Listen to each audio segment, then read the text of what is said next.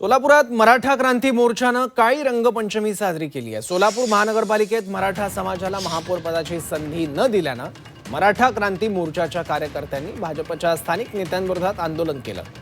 यावेळी सोलापूर महानगरपालिकेत मराठा समाजाला महापौर पद देण्याची तसंच सोलापूर जिल्हा परिषदेत कुणबी मराठा समाजाला अध्यक्ष करण्याची मागणी मराठा क्रांती मोर्चाच्या कार्यकर्त्यांनी केली आहे। जर आमच्या मागण्या मान्य झाल्या नाही तर सोलापूरसह राज्यभरात आंदोलनाचा इशाराही देण्यात आला। कुमार गोरे, आमदार देवेंद्र कोटे, शहर अध्यक्ष रोहिणी तळोकर यांनी जो मराठा समाजावर राजकीय अन्याय केला आहे त्याच्या विरोधात आज मराठा समाजाने काळ्या रंगाची रंगपंचमी साजरी करून त्यांचा निषेध केलेला आहे। 1993 नंतर गेल्या 32 वर्षात प्रत्येक समाजाला प्रत्येक पक्षाने महापौर करून तिथं संधी दिलेली होती।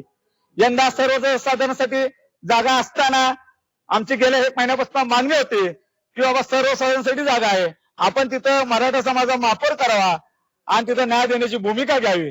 पण या जिल्ह्याचे पालकमंत्री असतील आमदार देवेंद्र कोटे यांनी त्यांचे भाऊजी विनायक पंडेल यांना महापौर करून मराठा समाजावर राजकीय अन्याय तिथं तिने केलेला आहे।